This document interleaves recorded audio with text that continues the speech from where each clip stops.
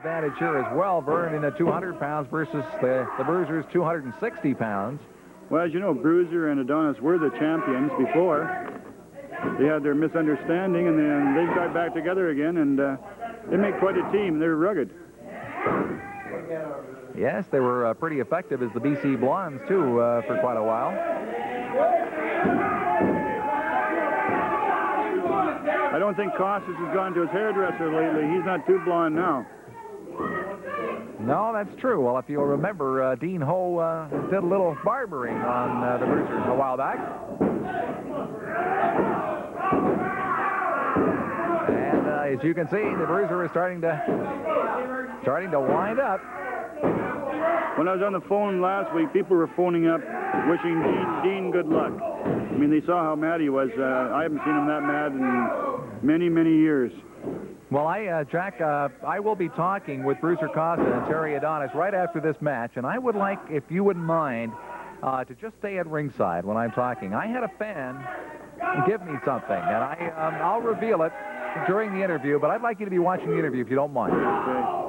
I don't think I'll say anything about it. As you know, the last interview you had with Costas, you got sprayed with pineapple juice. I told you I'd pay for your cleaning. We did. Yes. So I'm sorry that it happened to you, but with Costas around, you never know. I want to get a very, very long microphone handle to interview the Bruiser with. Right. With my back, I don't know if I can do anything, Ed, but I'll be there. No, I only want you to watch. Okay. Something was handed to me. I don't know if there's any truth to it at all. I'm going to ask a question during the interview, and I would like you to just see that interview. Okay. Karl Batterman is really fired up about this. Batterman came off the ropes, and he is just flying. Look at this. This is quite Karl a good Batterman. This tag team match is just fast and furious. Look at this guy go. You can tell by the fan reaction how much they like these tag team matches. It's action all the way. Now you can see Terry Adonis just slipped out of the ring. He did enough of that. And now we've got Costa and Adonis, both of them down on the apron. What he's doing right now is pacing himself, slowing it down, get back in, get his wind. They're very smart wrestlers. Giving himself a little breathing time. Right on. Also, of course, trying to slow down the momentum of Karl Batterman, because Batterman came out there like he was jet propelled. Now, we'll see whether this worked. They've had a little bit of a break, and as you can see, Karl Batterman does look like he slowed down a little bit. He's also, of course, now up against Bruiser Costa. Well, that didn't last long. Look at this fella go. Karl Batterman.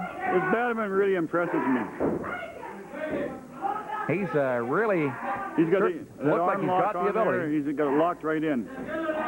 You know, Jack, you also have to think that this fella's only in his second year of professional wrestling. Right. Can you imagine his future? Trained by a pretty good guy, though. He's trained by Ron Stark. Oh, don't see that very often where the Bruiser steps into those. Look at this guy, Batterman, go. Trying for the cover, but Terry Adonis comes in there. Oh, Terry Adonis looked like he was really feeling that one.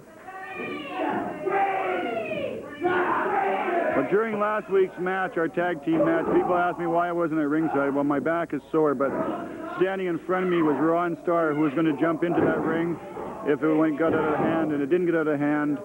The referee got wrestled out of the ring okay. So if people wondered why I wasn't right at ringside, it's because of my back.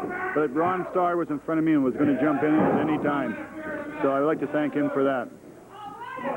Now we've got Terry Adonis in there against Verne Siebert.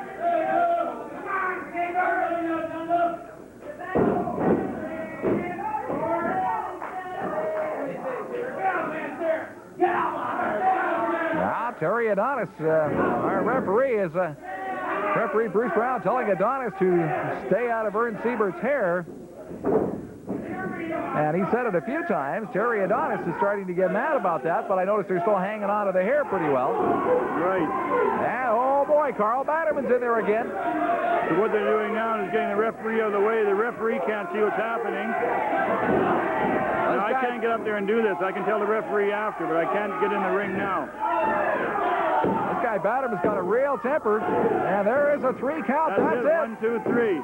That is it. 1, 2, 3, and it's over. It's smart tag team. I'll be at ringside down there beside you, so okay, Ed? All right, I'll get down there and have a quick talk with them. And like I said, I'd like you to be standing by, just as a curiosity item, if I can get a chance to talk to them.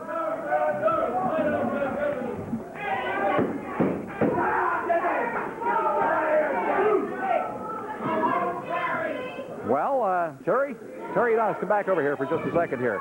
That was kind of a quick finish and an unexpected finish. It's the way the thing's going to be from now on, Ed. They're going to be quick and fast. Dean Ho, I got some scores to settle with you, boy. Last night, you bring a foreign object into a ring. My fans tell me, Dean, it was a nail. Boy, you don't do that to Terry Adonis and live to tell it. Look at this, Dean Ho. Look what you done to my head, you puke. You scarred me for life, Dean Ho, with that little foreign object you brought in, boy. I, Terry Adonis, get accused of a lot of things, but I would not lower myself to bring such a thing as a nail into the ring. Absolutely not! All right, I want to show you something here. Now, just wait a second. A fan gave me this little object, and I want to hold it up here so our camera can see it. You see this little object? This is what the swine, Dino, brought into the ring. And you know, people, I wasn't far from there at all when he was driving it into my partner Terry Adonis' head. And thousands of people that were there saw this injustice. This type of thing can't be tolerated at all in professional wrestling. But I'll tell you something, Dean Ho. When we come back in Vancouver, we've asked for a match with no disqualification and no stopping in case the wrestler may happen to be bleeding. And I guarantee you, we're not going to be bleeding. We know what we're going to do. We know what we're going to do. We got a score to settle that night, I'll tell you. And if all you people out there want to see the largest carnage that has ever taken place in the city of Vancouver, I'd be there. Be there. Because you'll see it. It'll be all over. Dog Moretti, Dean Who. You had this last time. And I don't know what you're going to bring in this time. But we're coming equipped for a war. Not just a simple wrestling match. Not a small battle. But a war. Bruiser, I'd like to have that back. I'd like to show that to Mr. Lalonde because, of course, I think it's only fair that Dean gets his chance to talk about it. He will a little bit later on. And, of course, we're going to have a lot more wrestling coming up, but we'll get a chance to talk to Jack Lalonde and Dean Ho about this.